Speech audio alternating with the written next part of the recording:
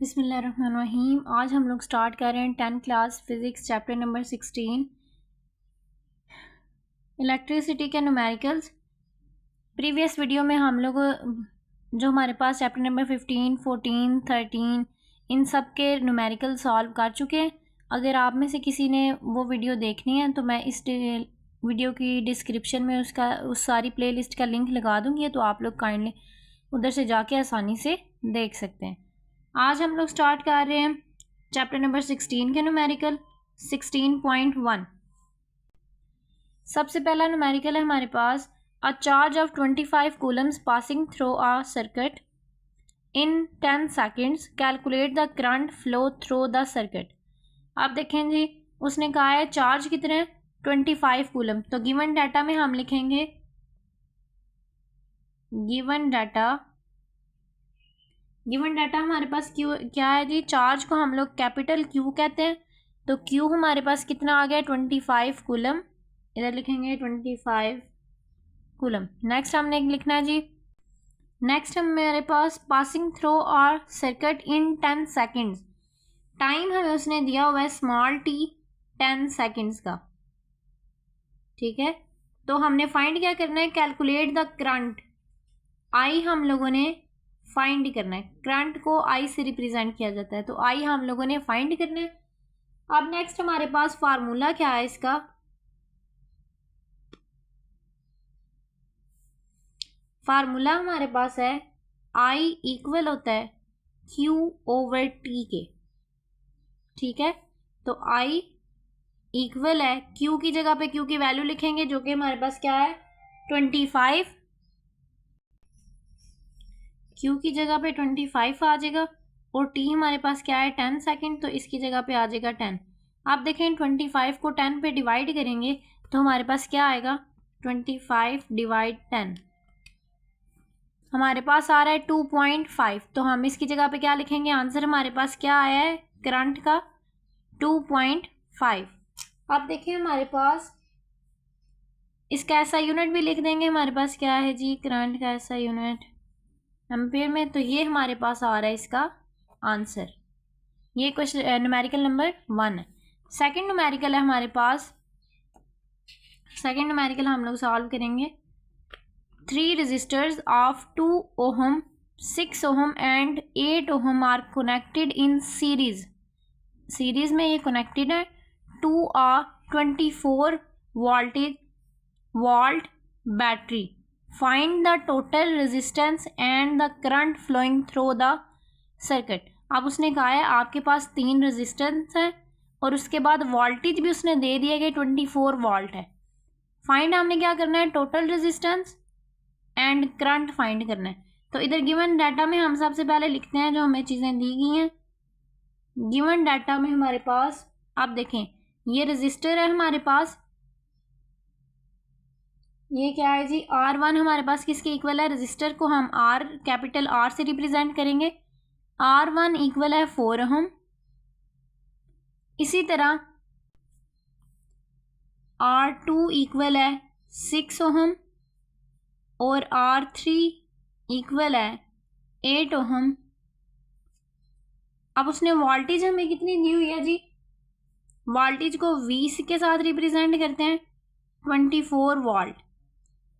क्या फाइंड करना है टोटल रेजिस्टेंस, जिसको हम टोटल रेजिस्टेंस को हम लिखते हैं आर ई के साथ, ये हमने फाइंड करना है। और इसके साथ क्या फाइंड करना है करंट फाइंड करना है, हम लोगों ने करंट मतलब आई फाइंड करना है। अब नेक्स्ट हमारे पास फार्मूला है, आप देखें इसको फाइंड करने के लिए टोटल रेजिस्टेंस को फाइंड करने के लिए फार्मूला है। अच्छा इधर सीरीज में कनेक्ट है ये सारे रेजिस्टर, जब भी सीरीज में कनेक्ट होंगे तो टोटल रेजिस्टेंस फाइंड करने का फार्मूला हमारे पास होता है आर ई इक्वल है R1 plus R2 plus R3, ठीक है। देखें आर ई उधर ही, R1 क्या है हमारे पास 4 ओम, तो इधर हम लिख सकते हैं 4 प्लस R2 क्या है जी 6, R3 क्या है 8। इन तीनों को अगर हम प्लस करें तो हमारे पास क्या बनेगा 18 ओहम। ये हमारे पास किसका आंसर आया है? टोटल रेजिस्टेंस का, जो कि आर ई हमने फाइंड करना था। ये हमने फार्मूला लगाया है, तो ये हमारे पास इसका आंसर आया। नेक्स्ट हमने क्या फाइंड करना है? करंट। करंट का फार्मूला हमारे पास क्या है? सॉरी, करंट का फार्मूला ओहम्स लॉ के मुताबिक हमारे पास क्या है?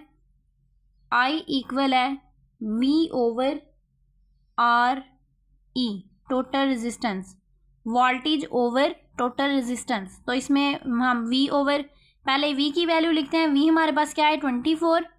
आर ई अभी हमने फाइंड किया किसके इक्वल है? 18। तो 24 ओवर 18 हम लिखेंगे। इस तरह से हम लिखेंगे आई इक्वल है 24 ओवर 18। इनको डिवाइड करेंगे तो हमारे पास क्या आ जाएगा? 24 डिवाइड 18 हमारे पास आएगा, ये देखें 24 को डिवाइड किया 18 पे तो मेरे पास आया है 1.333। तो इधर हम लिखेंगे करंट इक्वल है 1.33। अब आपको पता है करंट का यूनिट हमारे पास क्या है? एम्पेयर। इधर लिख देंगे और ये हमारे पास इसका आंसर आ गया। करंट भी हमने फाइंड कर लिया और टोटल रेजिस्टेंस भी हमने फाइंड कर ली।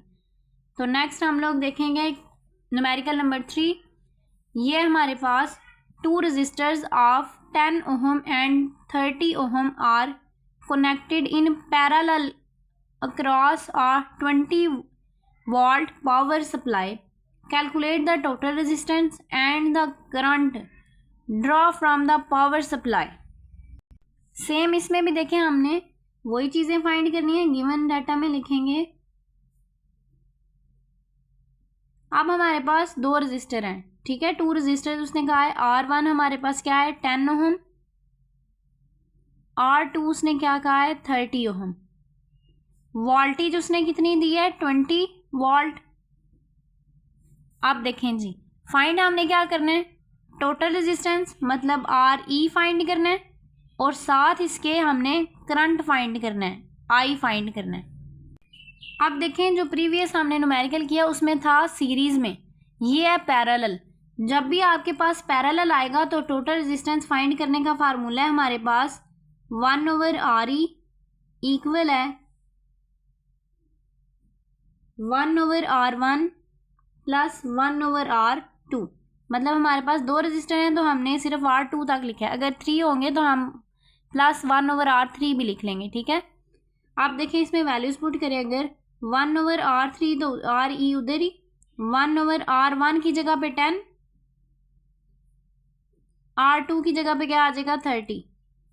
अगर हम इनका एलसीएम लेते हैं तो 10 मल्टीप्लाई 30 करें, 10 मल्टीप्लाई 30 करें तो 300। 30 को 1 के साथ मल्टीप्लाई करें, 31 ज़ा 30, दरमियान में प्लस 10 1 ज़ा 10, इन दोनों को प्लस करें तो हमारे पास क्या आ जाएगा? 40 डिवाइड 300। तो अगर हम 40 को डिवाइड करते हैं 300 पे तो हमारे पास क्या आएगा? इधर देखें, 40 डिवाइड 300 हमारे पास आ रहा है 0.1333। आप देखें ये क्या है जी? 1 ओवर आर ई। 1 ओवर आर ई का हमारे पास इधर क्या आ रहा है? 0.133। अब आपने क्या करना है? हमें आर ई चाहिए, ये 1 ओवर में है, इसको ऊपर ले जाएंगे तो ये क्या होगा? ये नीचे आ जाएगा, मतलब इसके नीचे कुछ नहीं है तो 1 है, इसका 1 ऊपर चला जाएगा, ये आर ई ऊपर। रेसिप्रोकल ले रहे हैं तो आर ई ऊपर चला जाएगा, इस साइड पे क्या आ जाएगा? 1 ओवर 0.133। अब हम अगर 1 को डिवाइड करें तो हमारे पास इसका आंसर आ जाता है 7.5। अब आपको पता है हम इसके साथ क्या लिखेंगे? रजिस्टर्स के साथ ओहम लिखा जाता है, तो ये इसका आंसर है। नेक्स्ट उसने हमें क्या कहा है? क्या फाइंड करना है? हमने करंट फाइंड करना है। तो करंट का जो हमने प्रीवियस उसमें न्यूमेरिकल में फार्मूला लगाया ओहम वाला, वो ही हमने इधर लगाना है। V इक्वल है आर ई के। V कितना है जी इसमें? 20। आर ई की वैल्यू अभी हमने निकाली है 7.5। तो इन दोनों को डिवाइड करते हैं और देखते हैं हमारे पास क्या आंसर आता है। ये देखें, 20 को डिवाइड करेंगे 7.5 पे तो हमारे पास आंसर क्या आ रहा है 2.666, ठीक है 2.6 आगे 66, तो राउंड ऑफ करें तो इधर 7 भी आ जाएगा। तो हमारे पास करंट का यूनिट क्या है एम्पियर, तो ये हमारे पास टोटल रेजिस्टेंस भी आ गया और करंट भी आ गया। नेक्स्ट न्यूमेरिकल नंबर 4 है हमारे पास 4 1.5 volt batteries are connected in series in a flashlight, determine the total electromotive force EMF जिसको कहा जाता है सप्लाइड टू द सर्किट। आप देखें हमारे पास इधर क्या है वोल्टेज उसने दी हुई है, तो इधर हम क्या करेंगे गिवन डाटा, आप देखें जो उसने वोल्टेज दी है वो हमें उसने दी है एक बैटरी की, तो हम इधर लिखेंगे आप लिख सकते हैं वोल्टेज ऑफ वन सेल, उसको रिप्रेजेंट करेंगे EI के साथ, कितनी है जी 1.5 वोल्ट। उसके बाद उसने क्या कहा है नंबर ऑफ सेल्स कितने हैं 4, तो उसको हम लिखेंगे n के साथ, स्मॉल n इक्वल है 4 के। तो फाइंड हमने क्या करना है determine the total electromotive force हमने फाइंड करनी है, इलेक्ट्रोमोटिव फोर्स को फाइंड करना है हमने। इधर हम लिखेंगे इसके साथ टोटल लिख लेंगे। आप देखें ये हमने फाइंड करना है। हमारे पास फार्मूला क्या है, फार्मूला जो यूज होता है वो होता है टोटल इक्वल है E1 plus E2 plus E3 plus E4, मतलब जितने भी आपके पास सेल होंगे वो सारे लिखने हैं आपने। असल में ये क्या बन जाता है N मल्टीप्लाई E1, ठीक है। नंबर ऑफ सेल्स को मल्टीप्लाई वोल्टेज के साथ कर दें, आपके पास आंसर आ जाएगा डायरेक्ट। तो हम भी इसी फार्मूले में स्मॉल n हमारे पास क्या आया है 4 है, तो इधर हम लिखेंगे 4 मल्टीप्लाई E1 हमारे पास क्या आया जी 1.5, इधर हमारे पास E टोटल, आप देखें इन दोनों को मल्टीप्लाई करेंगे तो हमारे पास क्या आ जाएगा 4 मल्टीप्लाई 1.5, तो हमारे पास आंसर इसका क्या आया है 6, तो इधर हम लिखेंगे 6 इसका यूनिट वोल्ट, ये हमारे पास इसका आंसर आए। नेक्स्ट हम लोग देखते हैं question number 5 numerical number 5। A circuit has a 5 ampere current passing through a 7 ohm register, calculate the power dissipated in the register and the energy consumed in 10 minutes, ठीक है। इसमें गिवन डाटा हमारे पास क्या है जी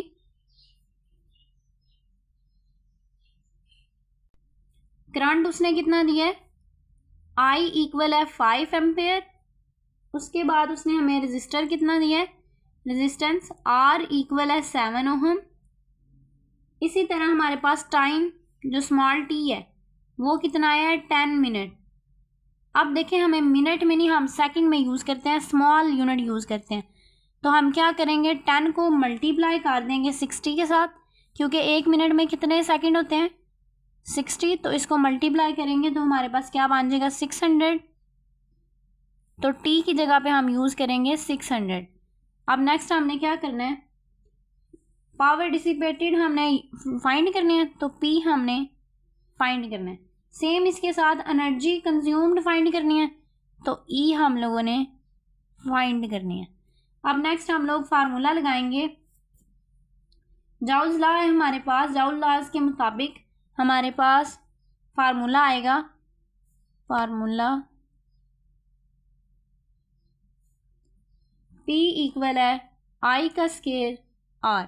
आप देखें I स्केयर हमारे पास I की वैल्यू है 5 का स्केयर R की जगह पे R की वैल्यू आ जाएगी 7। आप देखें इधर मैं लिखूंगी इसका आंसर। सबसे पहले हमने क्या करना है 5 का स्केयर लेना है, 25 आ गया, 25 को मल्टीप्लाई कर देना 7 के साथ, मल्टीप्लाई 7 175, तो हमारे पास 175 इसका ऐसा यूनिट साथ लिख देंगे, तो ये हमारे पास आया जी पावर डिसिपेटेड का आंसर। नेक्स्ट हमने क्या फाइंड करना था एनर्जी कंज्यूम्ड, एनर्जी के लिए हमारे पास फार्मूला क्या आएगा, हमने एनर्जी के लिए फार्मूला यूज करेंगे P मल्टीप्लाई T, ये भी फार्मूला है।